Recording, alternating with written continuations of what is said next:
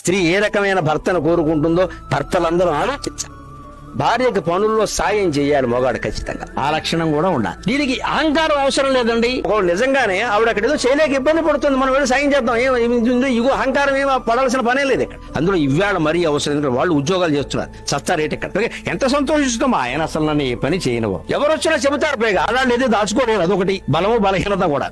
ఎంత శ్రద్ధగా చాలండి, ఆ ఒక్క భావన చాలండి. అందుకని ఎవరన్నా ఇంటికి వస్తే మీ ఆయన మా ఆయన బంగారం ఉండవు, అంతకంటే కావాల్సింది ఏమిటయా? నీకు నెలకు ₹1,00,000 జీతం వచ్చిన భార్య మర్చిపోయినప్పుడు ఎందుకు జీవితం పనిలేక? ఆ తోడు వారికి కల్పించలేకపోతే, ఆ భద్రత వారికి కల్పించలేకపోతే ఈ భర్త పదవి దండగా. ఇంట్లో ఉండే వెళ్ళాలి, ఉద్యోగం చేయని వాళ్ళు అనుకుందామండి, బయటికి వెళ్ళాలని ఉంటుంది, చెప్పరు, ఎవరు తిరగాలని ఉంటుంది. ఏమిటో ఇంట్లో ఉంటే పోలా, ఊరికే బయటకి వెళ్తే ఖర్చు అని ఇంట్లో కొంచెం గుడిపావలా ఈ మగాడు కూర్చుంటాడు, ఆడవాడు కూర్చోలేరండి. వారానికి ఒకసారి ఏదో ఒక రంగన బయటికి వెళ్ళిపోవాలి. బయటికి వెళ్ళినప్పుడు అలంకరణ వేరుగా ఉంటుంది, ఇంట్లో ఉంటే వేరుగా ఉంటుంది. వాళ్ళకి స్త్రీలకు తప్పదు, కొంచెం ఆలస్యం అవుతుంది, ఆలస్యాన్ని సహించాలి. ఎప్పుడు ఆలస్యమే, లేడీ అంటేనే డిలే అనకూడదు. ఆలస్యం అయింది, ఎంత ఆలస్యం అండి, ఏమండి ఓ పూట ఎవరు ఆలస్యం చేయరండి సినిమాకి. మనం దయానికి ఇంకో పావుగంట పడుతుంది, అరగంట అంతే. అమ్మాయి శుభ్రంగా తయారయ్యేవారు కానీ ఇంకోసారి ఇంకా తొందరగా తయారవు. ఒకళ్ళలాగా ఓ గొట్టం తోడుకుని బయటకు వస్తారా? కుదరదు. కొంచెం ఆ చీర అంచు, జాకెట్, ఏవో కంచు చాలా చూస్తారు, 3 మ్యాచింగ్లు ఉంటాయి అందులో. ఆలస్యం అయితే ఏంది కానీ ఎంత అందంగా ఉన్నావు అని వ్యాఖ్య.